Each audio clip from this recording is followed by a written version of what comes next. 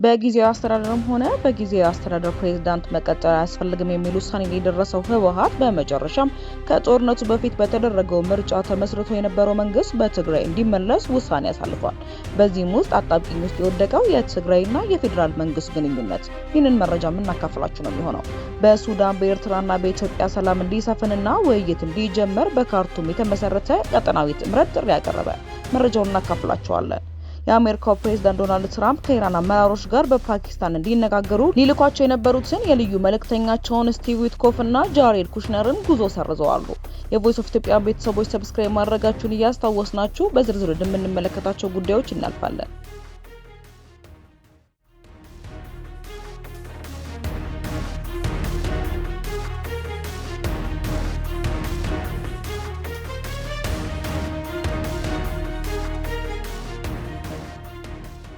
አጣብቂኝ ውስጥ የወደቀው የትግራይና የፌዴራል መንግስት ግንኙነት። በጊዜያዊ አስተዳደርም ሆነ በጊዜያዊ አስተዳደር ፕሬዝዳንት መቀጠል አያስፈልግም የሚል ውሳኔ ላይ የደረሰው ህወሓት በመጨረሻ ከጦርነቱ በፊት በተደረገው ምርጫ ተመስርቶ የነበረው መንግስት በትግራይ እንዲመለስ ውሳኔ አሳልፏል። ምርጫው በብሔራዊ ምርጫ ቦርድ እውቅና የተነፈገውና ህገወጥ የተባለ በመሆኑም ይታወሳል።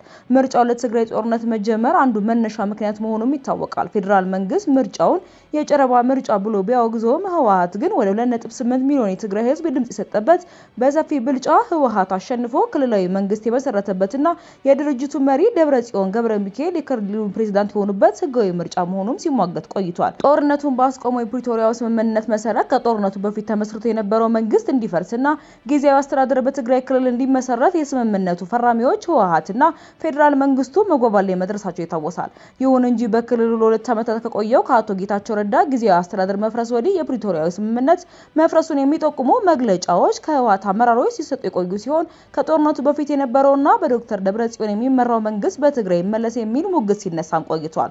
እሁድ ሚያዝያ 11 2018 ይፋ የሆነው የህወሓት መግለጫ በክልሉ ከጦርነት በፊት የነበረው ክልላዊ አስተዳደር በምክር ቤት ወደ ስራ እንዲመለስ የድርጅቱ ማዕከላዊ ኮሚቴ መወሰኑን አስታውቋል። መከተ ምክር ቤት የሚባለው የህወሓት ማዕከላዊ ኮሚቴ አባላትና ወታደራዊ አመራሮችን ያሰባሰበውን ምክር ቤት ጨምሮ ሁሉም የትግራይ ፖለቲካ ኃይሎች ያቀፈ መንግስት በክልሉ እንዲመሰረት ህወሓት መወሰኑን መግለጫው ጠቁሟል። የህወሓት ማዕከላዊ ኮሚቴ ውሳኔ በትግራይ ክልል ባለፉት 3 ዓመታት በስራ ላይ የቆየውን የጊዜያዊ አስተዳደር ብቻ ሳይሆን የፕሪቶሪያ ስምምነትንም የሚያፈርስ ውሳኔ የተባለ ሲሆን በክልሉ ምርጫ ተደርጎ በሰላማዊና ዲሞክራሲያዊ መንገድ መደበኛ መንግስት እስኪመሰረት ተብሎ ከፕሪቶሪያ ስምምነት በኋላ የተመሰረተው ጊዜያዊ አስተዳደር በቅርቡ በፌዴራል መንግስት ለአንድ ዓመት ቆይታቸው እንዲራዘም መወሰኑ ይታወሳል። ይህንን የፌዴራል መንግስቱን ውሳኔ የተቃወመው ህወሓትም ከሰሞኑን ተከታታይ ስብሰባዎችን ሲያደርግ የቆየ ሲሆን በስተመጨረሻም ጊዜያዊ አስተዳደሩን ወደ ጎን በመተው ከጦርነቱ በፊት የነበረው አስተዳደር በክልሉ እንዲመለስ መግባባት ላይ መድረሱ የሚጠቁሙ መግለጫዎችም ይፋ ተደርገዋል። ለዚህ የህወሓት ውሳኔ ፌዴራል መንግስቱ ምንም አይነት ምላሽ ይሰጣል ተብሎ የሚጠበቀው ጉዳይ በሰፊው እየተነጋገረ ይገኛል። የፌዴራል መንግስቱ በዚህ ጉዳይ ዝም ማለትና አያገባኝም ብሎ ማለፍ ይችላል የሚል ሙግትም እየተነሳ ይገኛል። ህወሓት ከ6 ዓመት በፊት በተደረገ ምርጫ ክልላዊ መንግስት የመስራት ስልጣን አለው ወይ የሚባለው ጀምሮ ህወሓት የወሰደው እርምጃ ለሌሎች ክልሎች የሚኖረው አሪያና ልምምድ ምን ሊሆን ይችላል የሚለው ጉዳይም ክርክር እያስነሳ ይገኛል። የትግራይ ክልል ጊዜያዊ አስተዳደር ፕሬዝዳንት ሌተናል ጀነራል ታደሰ ወረደ ማክሰኞ ምሽት በሰጡት መግለጫ የህወሓት ማዕከላዊ ኮሚቴ ውሳኔ የፕሪቶሪያን ስምምነት እንደሚያፈርስ አስታውቀዋል። የቀድሞ የትግራይ ጊዜያዊ አስተዳደር ፕሬዝዳንትና አሁን የጠቅላይ ሚኒስትሩ የምስራቅ አፍሪካ ጉዳዮች አማካሪ አቶ ጌታቸው ረዳ የህወሓትን ውሳኔ ፕሪቶሪያን የማፍረስና ጦርነት የማወጅ እርምጃ መሆኑን በመጥቀስ ተችተውታል። ሀራ መሬት የሚባለውም ኃይልም ህወሓት ለጦርነት እየተጋበዘ ነው ሲልም ወንጅሎታል። ለሪፖርተር አስተያየቶችን የሰጡ የትግራይ ፖለቲካ አመራሮችም የህወሓትን ውሳኔ በጊዜያዊ አስተዳደሩ ላይ እንደተፈጸመ መፈንቅለ መንግስት አድርገው እንደሚቆጥሩትም ተናግረዋል።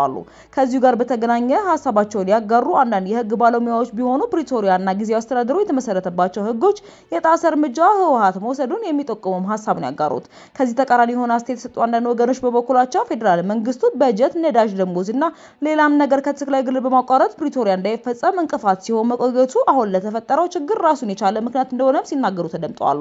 ምንም ነገር ተብሎ ምንም የለም። በዚህ መነሻነት ሊመጣ የሚችለው ግጭት ወደ ዳግም ጦርነት ብዙዎችን እያሰጋም ይገኛል። በሱዳንና በኤርትራ በኢትዮጵያ ሰላም እንዲሰፍንና ውይይት እንዲጀመር በካርቱም የተመሰረተ ቀጠናዊ ጥምረት ጥሪ ያቀረበ የሱዳን የኤርትራና የኢትዮጵያ ተወካዮችን ያካተተ ጥምረት ሚያዝያ 15 ቀን በካርቱም ባካሄደው ስብሰባና ሰላምና አብሮነት እንዲሰፍንና ግጭቶች እንዲያበቁ ጥሪ ማቅረቡን የሱዳን ዜና አገልግሎት ዘግቧል። የኤርትራ የሱዳንና የኢትዮጵያ ማህበረሰብ ተወካዮች ጥምረት ስብሰባ የቀጠናው ህዝቦች በሰላምና በመረጋጋት እንዲኖሩ ለማንጸባረቅ መሆኑን ፍላጎት እንዳለውም ገልጿል። በተጨማሪም የአብሮነት ሴቶችን በማስተዋወቅ ጥላቻንና ግጭትን እንደሚቃወም እንደሚቃወምም ዘገባው አመላክቷል። ከትግራይ፣ ከአማራ፣ ከኦሮሞና ከሶማሌ ማህበረሰቦች ተወጣጡ ተወካዮች እንዲሁም ከሱዳንና ከኤርትራ የመጡ ልዑካን በጋራ በመሆን አመጽ የሚቃወም አንዱ አቋም መያዛቸውንም ገልጸዋል። ተሳታፊዎቹ ውይይት ቀጠናዊ ትብብርና ለሀገራት ሉዓላዊነት ክብር መስጠት ለዘላቂ ሰላም አስፈላጊ መንገዶች መሆናቸውን አጽንኦት ሰጥተውበታል።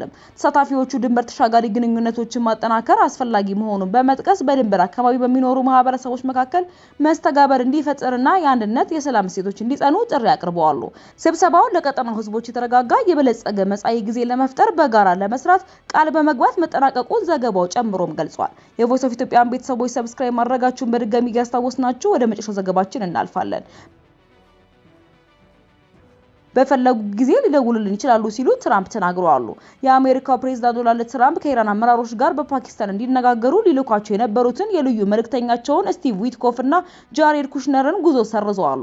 ትራምፕ ሰዎችን ነግሬያቸዋለሁ፣ ከጥቂት ሰዓት በፊት ለመሄድ እየተዘጋጁ ነበርና አይሆንም፣ ወደዚያ ለመሄድ የ18 ሰዓት በረራ አታደርጉም ብያቸዋለሁ።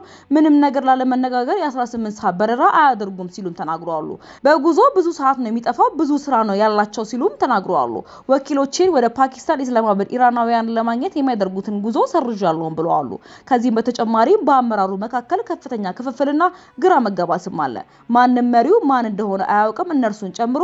በተጨማሪም ሁሉም አማራጭ አለን፣ እነርሱ ግን ምንም የላቸውም። መነጋገር ከፈለጉ ማድረግ ያለባቸው መደወል ብቻ ነው፣ በፈለጉት ጊዜ ይደውሉ ሲሉም ገልጸዋል። ከዚህ የትራምፕ ውሳኔ ቀደም ብሎ የኢራን የውጭ ጉዳይ ሚኒስትር አባስ አርቃቺ ወደ ኢስላማባድ ፓኪስታን አቅንተው ከከፍተኛ ባለስልጣናት ጋር ተነጋግረው ከፓኪስታን ወጥተውም ሄደዋል። ሚኒስትሩ ቆይታው ፍሬያማ ነበር ቢሉም አንዳችም የታየ የሰላም ስምምነት ፍንጭ ሳይኖር ከፓኪስታን ወጥተው ወደ ኦማንም አቅንተዋል። የቮይስ ኦፍ ኢትዮጵያን ቤተሰቦች ሰብስክራይብ ማድረጋችሁን እያስታወስናችሁ በሌላ አዲስና ወቅታዊ መረጃዎች ዳግም እስክንገናኝ በደህና ቆዩ።